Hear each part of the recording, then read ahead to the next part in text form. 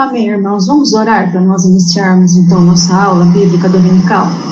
Vamos falar com o Senhor.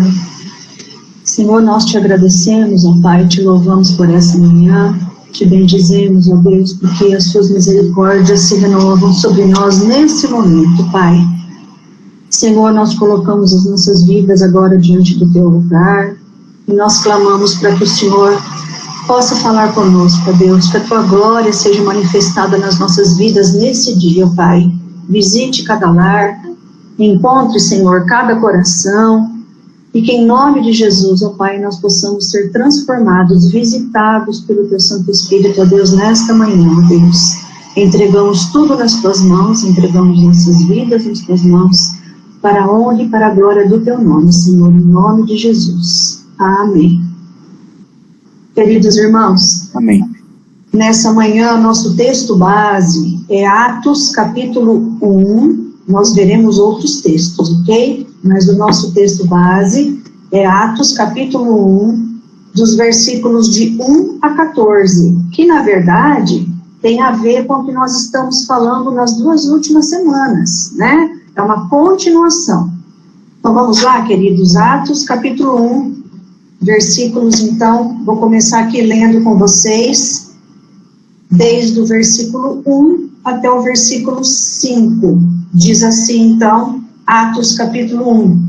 Escrevi o primeiro livro a Teófilo, relatando todas as coisas que Jesus começou a fazer e a ensinar, até o dia em que, depois de haver dado mandamentos por intermédio do Espírito Santo aos apóstolos que escolhera, foi elevado às alturas.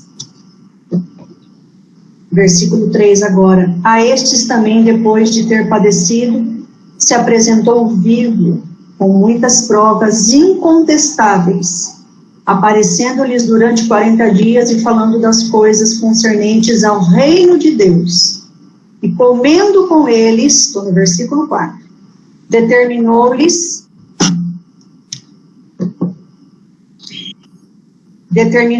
que não se ausentassem de Jerusalém, mas que esperassem a promessa do Pai, a qual disse ele: de mim ouvistes.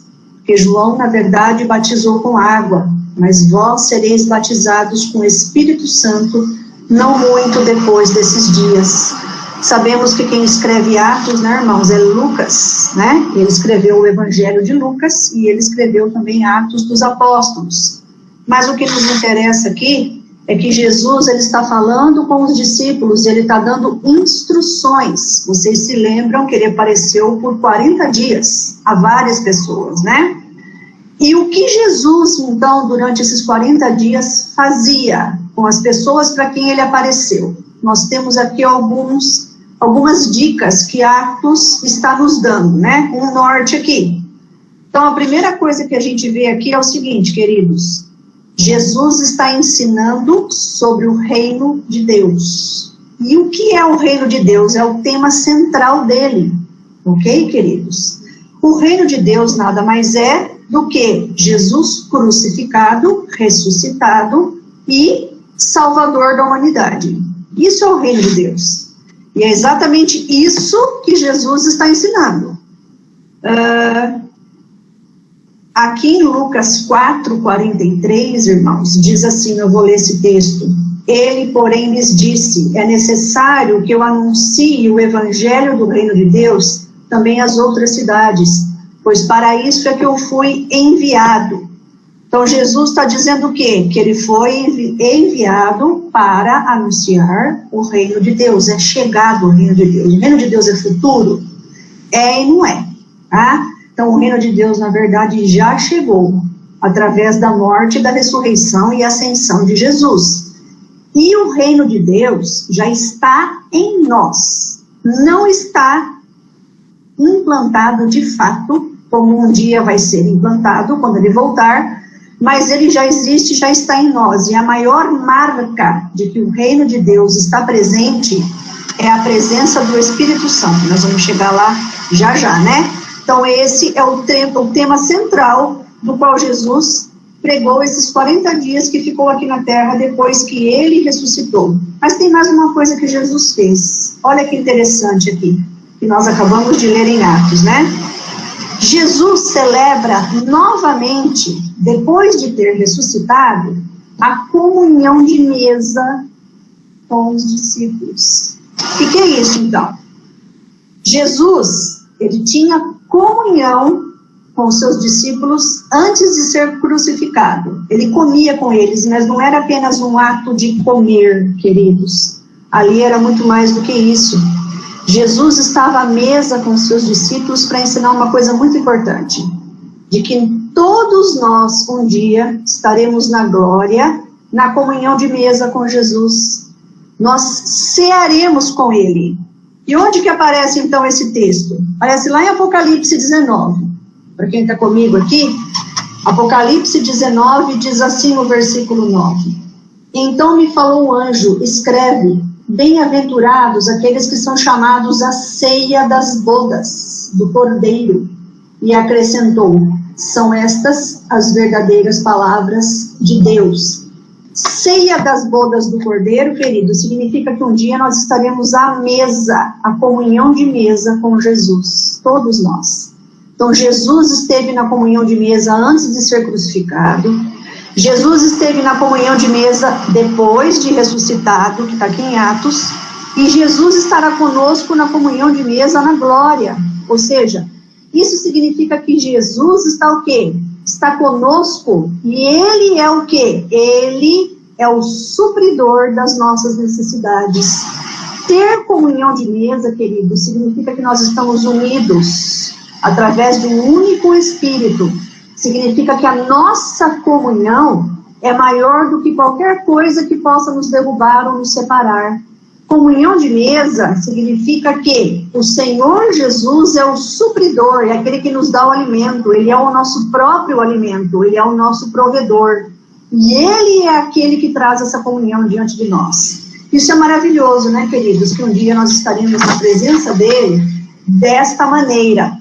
E o que acontece ali, né? Eles recebem uma ordem de Jesus. Aqui, voltando para Atos, capítulo 1. A ordem é a seguinte: vocês devem permanecer em Jerusalém. Ok? Por quê? Por causa da promessa do Espírito Santo. Então, o Espírito Santo foi prometido no Antigo Testamento. Eu tenho alguns textos aqui que eu não vou ler, mas os irmãos, né, que estão ouvindo aí vai estar anotado. Isaías 32:15, Joel capítulo 2, né? São alguns textos do Antigo Testamento falando da promessa do Espírito Santo.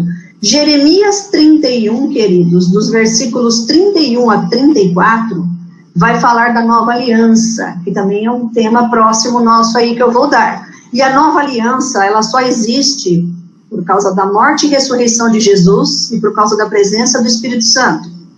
E nós temos também textos em Mateus capítulo 20, Mateus 26, João 14, todos esses textos são promessas da vinda do Espírito Santo, né? E olha só, voltando para Atos aqui, capítulo 1, diz assim o versículo 5: porque João, na verdade, batizou com água, mas vós sereis batizados com o Espírito Santo, não muito depois destes dias.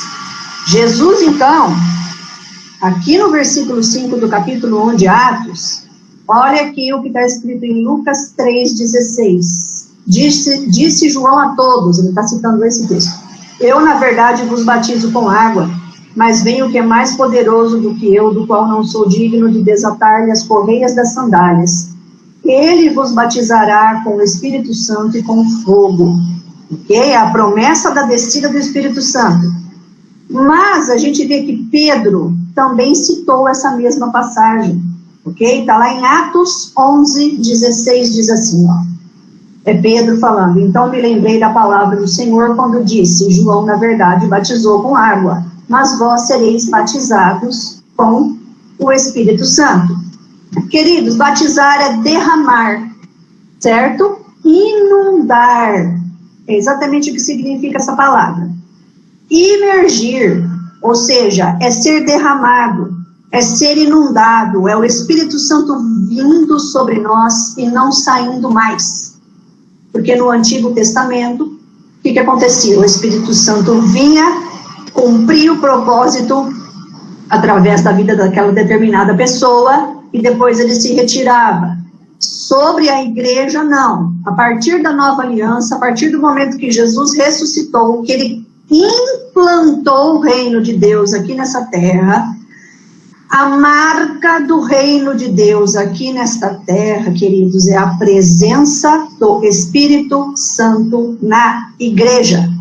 Tá? A marca do reino de Deus nessa terra não é prosperidade, não é poder, não é bens materiais, não são bens materiais, né? A marca do reino de Deus nessa terra é a presença do Espírito Santo e a manifestação do fruto, ok, queridos? A manifestação do fruto do Espírito, que está em Gálatas capítulo 5. A manifestação de dons do Espírito Santo também é a presença, marca do reino de Deus na terra. Mas o principal aí é o quê? É a manifestação do fruto, ok? Então, sem o fruto do Espírito Santo, não adianta manifestar dons. Porque não há poder sobre a igreja, poder espiritual, tá? Para transformar vidas, para pregar a palavra, se não tiver o quê? Se não tiver a manifestação do fruto. Amor, paz, longanimidade, benignidade, bondade, fidelidade, domínio próprio, tudo isso daí. Bom, então batizar é isso, é derramar, inundar, vir sobre nós, o Espírito Santo veio, inundou com a presença de nós. Então nós estamos o que agora? Nós estamos com a presença do Espírito Santo, que só vem sobre aquele que foi o quê? Salvo, perdoado, redimido por Jesus na cruz. O Espírito Santo não vem sobre aquele que não é salvo. Não está nele. Está somente naquele que é salvo, perdoado e redimido por Jesus. Nós temos um texto aqui que diz assim, ó, Atos 2:38, né? Respondeu-lhes Pedro: arrependei-vos e cada um de vós seja batizado em nome de Jesus Cristo para a remissão dos vossos pecados e recebereis o dom do Espírito Santo. Tá vendo aqui que Pedro está fazendo nesse discurso? Primeira coisa, o que ele vai falar? Arrependei-vos. Reconheça que você é pecador e precisa da salvação. Seja batizado em nome de Jesus Cristo, ou seja, receba Jesus Cristo. E depois disso acontece o quê? A remissão dos seus pecados. Você é perdoado, o pecado é retirado. E aí recebe automaticamente o quê? Essa palavra dom aí é o batismo, é o inundar. Ou seja, é o Espírito Santo vindo sobre aquele que verdadeiramente foi salvo por Jesus. Queridos, o Espírito Santo sempre esteve presente na história de toda a criação, tá? Desde o momento que Deus criou todas as coisas, lá em Gênesis capítulo 1, o Espírito Santo está lá, pairando sobre a face do abismo. O poder criador de Deus, Pai, através da presença do Espírito Santo, que vai dando forma e vai trazendo luz a todas as coisas que estão o quê? Sem forma e vazia. Ok? Então o Espírito Santo está presente desde a criação, vai passando por toda a história da humanidade inteira até chegar ao Novo Testamento. Ele nunca deixou de estar presente na história da humanidade. Nós vemos isso claramente na palavra de Deus. No Novo Testamento nós vemos que Maria é envolvida com o poder do Espírito Santo para conceber Jesus, né? O poder que Jesus tinha enquanto estava na terra era proveniente do Espírito Santo, queridos, porque Jesus, sendo Deus, nunca deixou de ser, mas a palavra diz que ele se esvaziou, ok? Ele preferiu não usar os atributos eternos, divinos que ele tinha e que ele tem. Quem era então que agia através de Jesus no sobrenatural, no poder que Jesus tinha? O Espírito Santo. Ok? Que estava nele, enquanto homem, no Jesus enquanto homem. No batismo de Jesus, o Espírito Santo veio sobre ele e confirmou que ele era o quê? O Filho de Deus, e que ele possuía a missão de salvar a humanidade. Após Jesus ser tentado por 40 dias no deserto, diz assim a palavra em Lucas 4,14. Então Jesus, no poder do Espírito, regressou para a Galileia, e a sua fama correu por toda a circunvizinhança. Então ali, quando começa o ministério de Jesus, o Espírito Santo então começa o quê? A agir através dele, no poder do Espírito Santo. Jesus proclamou durante todo o seu ministério a chegada do reino de Deus à terra e que seria confirmada pela presença definitiva do Espírito Santo na igreja nós, né, pessoas, como sinal da era messiânica da salvação estendida a toda a humanidade e não apenas a Israel, certo, queridos? Não apenas a Israel. Queridos, o Espírito Santo, ele é uma pessoa, é uma personalidade. Tem gente que acha que o Espírito Santo é uma alma penada, né? É uma coisa que vaga, uma energia cósmica. Não, não. O Espírito Santo é uma personalidade. O Espírito Santo age, pensa, raciocina, tem sentimentos, fala, comunica. Ele é uma pessoa, uma personalidade, tá? E entre tantas coisas, ele é o Paráclito. O que é o Paráclito? Paráclito significa que ele é o nosso advogado. Ele é aquele que advoga a nossa causa. Paráclito é aquele que intercede por nós. O Espírito Santo intercede com gemidos inexprimíveis. Paráclito é o conselheiro, é aquele que quando você está numa situação que ninguém pode fazer nada, absolutamente nada por você, o Espírito Santo vai lá e diz o que você tem que fazer. É o teu conselheiro, é aquele que mostra o caminho, é aquele que tem a solução. Então isso é ser o Paráclito, é aquele que o quê? Que te segura, é aquele que nos suporta. E suportar aqui não é aquela palavra de, eu suporto, eu não aguento, mas eu tenho que suportar. Não, é o suporte que nós precisamos para o quê? Para todos os dias nós combatermos o bom combate. Então ele é aquele que vai... E ele o quê? Ele por baixo está nos suportando, nos levando, nos carregando, nos dando direcionamento, está nos dando discernimento, está nos dando sabedoria, está nos dando poder, nos dando força, está derramando sobre nós o que nós precisamos para passar por aquilo. É isso que o Espírito Santo faz. E o Espírito Santo cumpre sempre a vontade de Jesus, tá? Então o Espírito Santo, ele é como, vamos dizer assim... um holofote, poderia usar esse termo, tá? Que ele ilumina o tempo todo, mas para quem que está apontando esse holofote? Para Jesus Cristo. Ele aponta o tempo inteiro para quem Jesus Cristo é, para a obra de Jesus em nós e através de nós, tá? Interessante que tem um texto em João 14:16 que diz assim, olha, e eu rogarei ao Pai e ele vos dará outro consolador, a fim de que esteja para sempre convosco. Vocês estão percebendo que Jesus fala aqui, tem um detalhe que passa despercebido. Jesus está falando assim, ó, o Pai vos dará outro consolador. Por que Jesus está falando isso? Consolador aqui é Paráclito. Porque o Espírito Santo é o Paráclito e Jesus também. Tá? Então, Jesus também é o Paráclito. Enquanto ele esteve aqui na terra, ele era o Paráclito de todos os que estavam com ele. Agora que ele voltou para a glória, ele não nos abandonou. Ele mandou outro. E esse outro, na verdade, é o Espírito dele próprio. Porque há um único Deus, que é o Espírito Santo, né? A gente vê aqui, então, que depois da sua partida, ou seja, da partida de Jesus, ele envia o Espírito da verdade. Ou seja, o Espírito que vai apontar para a verdade. Jesus é o caminho, a verdade e a vida. Ninguém veio ao Pai senão por ele, né? E o Espírito Santo nos ensina todas as coisas a respeito da palavra de Deus, a respeito de Jesus. Ele é o nosso mestre por excelência. É ele que nos ensina. É ele que imprime na nossa mente, no nosso coração, esse texto está lá em Jeremias 31, a palavra de Deus. É o Espírito Santo que faz isso. Por isso que as pessoas sem o Espírito Santo leem a Bíblia e não entendem nada. Só tem entendimento da palavra de Deus quem possui o Espírito Santo. Ele faz isso. E o Espírito Santo, então, queridos, é o Espírito de Jesus e é também o Espírito de Deus, do Pai. Olha Romanos 8:9. Vós, porém, não estáis na carne, mas no Espírito. A palavra Espírito aí é com letra maiúscula, que significa Espírito Santo. Tá? Se de fato, olha lá, o Espírito de Deus habita em vós.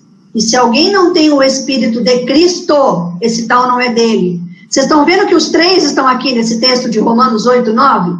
O Espírito Santo, que é o Espírito do Pai, que é o Espírito de Cristo. Ou seja, a Trindade está aqui, nesse versículo, né? De Romanos 8:9. Bom, queridos, vamos continuar então? Vamos voltar para Atos. Eu vou seguir aqui, Atos 1. Vou ler agora a partir do versículo 6, que diz assim, Atos 1:6. Então os que estavam reunidos lhe perguntaram, Senhor, será esse o tempo em que restaures o reino de Israel? Ou o reino de Israel? Respondeu-lhes, não vos compete conhecer tempos ou épocas que o Pai reservou pela sua exclusiva autoridade. Mas recebereis poder ao descer sobre vós o Espírito Santo, e sereis minhas testemunhas, tanto em Jerusalém, como em toda a Judeia e Samaria, e até os confins da terra. Ditas estas palavras, foi Jesus elevado às alturas à vista deles, e uma nuvem o encobriu dos seus olhos. E estando eles com os olhos fitos no céu, enquanto Jesus subia, eis que 2 varões vestidos de branco se puseram ao lado deles, e lhes disseram, varões galileus, por que estáis olhando para as alturas? Este Jesus que dentre vós foi assunto ao céu, virá do modo como vistes subir. Aqueles homens, queridos, ali do primeiro século, né? Aqueles judeus ali, o povo de Israel em si, inclusive até os próprios discípulos, muitos deles estavam interessados em quê? Em que Jesus viesse implantar o seu reino político como rei.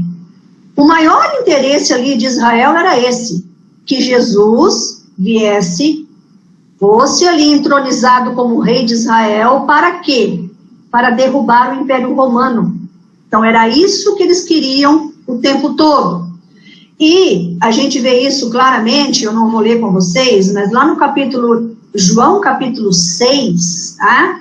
Onde ocorre ali a multiplicação dos pães e dos peixes, o versículo 15 vai dizer que ali eles queriam o quê? Proclamar Jesus como rei de Israel. O que Jesus faz? Ele se retira, ele se ausenta, porque ele não veio para isso. Ainda não, né? Ele virá implantar o seu reino de fato como um reino realmente político, como um reino de todo o universo, todas as coisas criadas na sua segunda vinda, mas não agora. Então agora, o que a gente tem que entender e que aqueles homens tinham que entender? A missão de Jesus não foi introduzir naquele momento, e nem é agora ainda também não, o reino no esplendor terreno e político, mas ele veio implantar o seu reino espiritual, através da presença do Espírito Santo. Tá, então o reino de Jesus, o reino de Deus já está implantado aqui nessa terra? Está. De maneira espiritual está. O reino já está aqui. Mas politicamente não está ainda. É futuro, né? E Jesus responde então a pergunta, né, que eles fizeram exatamente essa pergunta para Jesus. E Jesus responde de que maneira? O Pai reservou esse dia.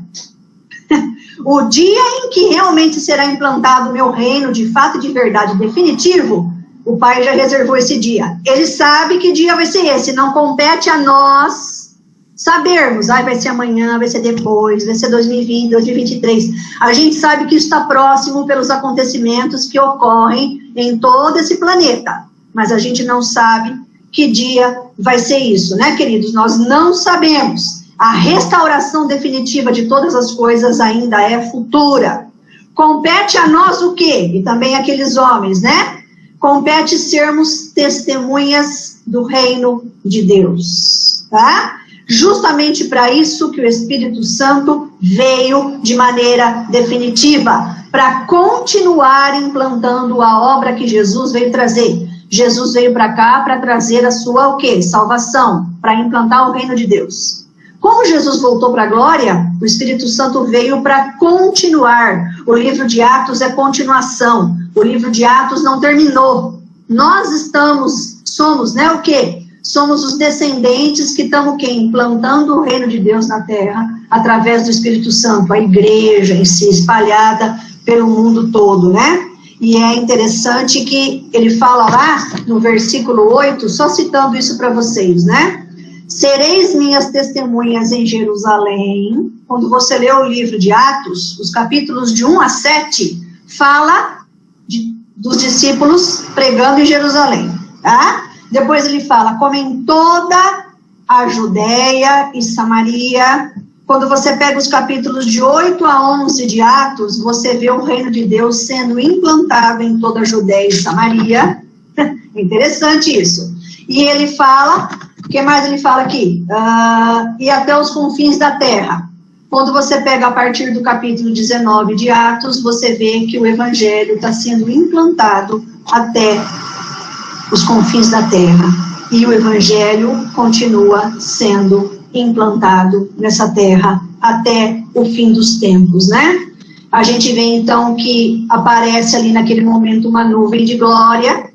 Essa nuvem de glória é o Shekinah do Senhor, né? É a mesma nuvem que vai aparecer em Êxodo 40, 34, 35, quando ocorre ali o quê? Uma nuvem de glória encobre o tabernáculo e a presença de Deus desce ali, tanto que o povo tem que se afastar, inclusive Moisés, porque a glória, o Shekinah, a presença do Deus Altíssimo e Santo estava ali. É o que acontece com Jesus no momento que ele é assunto aos céus. Ele é envolto por esse Shekinah, ou seja, ali, o que está acontecendo? Ele está se revelando, de fato, como Deus, em toda a sua glória, resplendor e santidade, né? E essa mesma nuvem, então, ela aparece em Marcos, capítulo 9, versículo 7. A seguir veio uma nuvem que os envolveu, e dela uma voz dizia, esse é o meu filho amado, a ele ouvi. Então, na verdade, isso é o quê? Isso nada mais é do que Jesus mostrando quem realmente ele é, né? A sua divindade. Cristo, então, retornou para a sua posição de glória, ressurreto, né, queridos? Ele partiu, mas um dia ele retornará. E é interessante que os anjos falam assim, ó. Porque vocês estão olhando para cima, né? Tá todo mundo assim.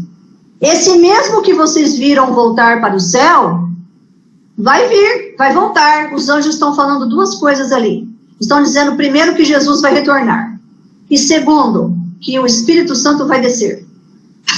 Que é o próprio Espírito do Senhor Jesus Cristo. E terminando aqui, queridos, versículo 12 de Atos 1. Atos 1, de 12 a 14. Então voltaram para Jerusalém, depois que Jesus voltou para a glória, né? Do monte chamado Olival, que dista daquela cidade tanto como a jornada de um sábado. Quando ali entraram, subiram para o cenáculo, onde se reuniram Pedro, João, Tiago, André, Filipe, Tomé, Bartolomeu, Mateus, Tiago, filho de Alfeu, Simão, Zelote e Judas, filho de Tiago. Todos estes perseveravam unânimes em oração com as mulheres, com Maria, mãe de Jesus, e com os irmãos dele. O que está acontecendo aqui, queridos? Esse Monte Olival ficava 1,2 km de Jerusalém. Quando ele fala aqui, ó, olha que interessante. Eles vieram do Monte Olival, que dista da cidade de Jerusalém, jornada de um sábado. Sabe o que é isso? Isso significa que no sábado, eles só podiam caminhar a jornada de 1,2 km. Então é isso aqui que está falando, tá? Quando ele fala jornada de um sábado, ele está dando uma medida aí de extensão. É 1,2 km. Isso é costume judaico, é cultura de Israel, ok, queridos? Então, eles caminham esse tanto, né, jornada de um sábado, e eles voltam para Jerusalém, e ali eles estão dentro do cenáculo, que foi onde Jesus apareceu várias vezes para eles, inclusive Jesus ceou ali com eles pela última vez. Os 11 discípulos estão ali, com Maria, mãe de Jesus, com as outras mulheres, que eram o quê? Discípulas do Senhor Jesus, e com os irmãos de Jesus, que todos se converteram, né? Inclusive Tiago, que escreveu a carta de Tiago, né? E ali, diz a Bíblia que eles ficaram o quê? Perseverando unânimes em oração. Então, ali, eles permaneceram na comunhão de mesa. Olha aqui, queridos, de novo. Em oração, unidos no mesmo Espírito, aguardando, porque passaram-se 10 dias. Depois desses 10 dias, desceu o Espírito Santo. O Espírito Santo, queridos, desce 50 dias depois da Páscoa. É como se fosse nos dias de hoje, suponhamos que fosse nos dias de hoje isso. Como nós tivemos a nossa Páscoa no dia 4 de abril, o Espírito Santo desce dia 24 de maio. São 50 dias depois, é o Pentecostes. Por isso chama Pentecostes, né? Mas eu quero encerrar dizendo que o que aqueles homens fizeram ali então, queridos, eles mantiveram duas coisas. Primeiro, a comunhão entre os irmãos, tá? A comunhão. Eles não perderam a comunhão, mesmo que Jesus voltou para a glória. Eles mantiveram-se unidos no mesmo propósito. E a segunda coisa que eles fizeram, eles ficaram em oração. Eles não perderam de vista estarem em oração, unidos em comunhão. O que a igreja, vou parar aqui, queridos, tem que fazer hoje? O que nós temos que fazer hoje, queridos, mais do que nunca? Permanecer em comunhão, tá? E se nós aqui não podemos estar em comunhão de mesa fisicamente por enquanto, nós podemos estar em comunhão de mesa espiritual com o Senhor Jesus, suprindo nossas necessidades e todos unidos. Nós precisamos estar em oração, uns pelos outros e pelo mundo caído e perdido, né? E nós precisamos o quê? Nós precisamos continuar implantando, semeando o reino de Deus sobre essa terra. Se não é de uma maneira, se nesse momento a gente não pode ir com o nosso corpo, Deus, na sua, digamos assim, infinita bondade, mas também na sua soberania perfeita, permite que o ser humano tenha, né, inteligência suficiente para construir esse aparelho com o qual nós estamos conversando hoje. Então, esse aparelho aqui nos permite o quê? Levar o reino de Deus a outras pessoas também. Nos permite estar em comunhão. Esse momento que nós estamos tendo aqui, queridos, de aula, é comunhão de mesa. Nós estamos todos unidos em prol do quê? Em prol do reino de Deus. Nós estamos todos aqui sendo alimentados pela palavra de Deus. Isso é comunhão de mesa. E nós estamos todos aqui em oração. E daqui a gente tem que ir para frente e proclamar. E levar o reino do Senhor. Amém, queridos irmãos? Vou encerrar essa aula. Semana que vem, então, continuamos, né? E vou pedir especialmente que o pastor Sidney faça essa oração, amém? Para nós encerrarmos. Em nome de Jesus. Obrigado, Senhor, porque o Senhor sempre nos relembra e nos marca dentro do nosso coração, da nossa mente, aquilo que Tu és e aquilo que Tu fazes, ó Deus. E sabemos que não é somente um acontecimento na história, mas é algo que mexe no mais profundo de cada um de nós.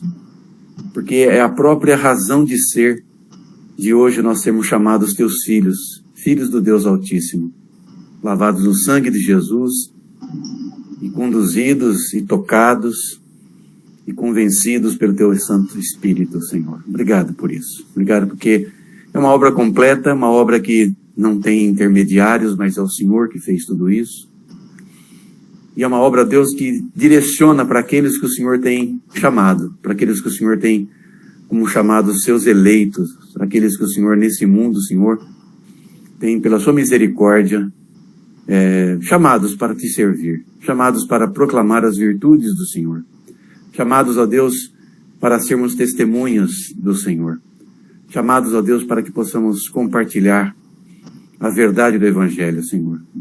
Não estamos querendo, ó Pai, apenas pregar um lado da cruz, mas, ou seja, pregarmos integralmente, Senhor, a necessidade de arrependimento, a necessidade de deixar, ó Pai, aquilo que realmente não é da Tua vontade, para que possamos, ó Deus, sermos purificados, para que possamos ser esclarecidos, e para que libertos, ó Deus, das impiedades, das paixões desse mundo, nós tenhamos condições de pensar, a nossa mente ficar clara, quando assim nós olhamos para a Tua Palavra e começamos a entender, ó Deus, o propósito que Tu tens para cada um de nós.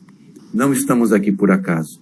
O Senhor tem um propósito. É bem verdade que o Senhor, ó Deus, já recolheu muitos dos Teus filhos, mas nós estamos como Tua igreja aqui, peregrinando nesse mundo, aguardando a revelação do Senhor na Sua volta.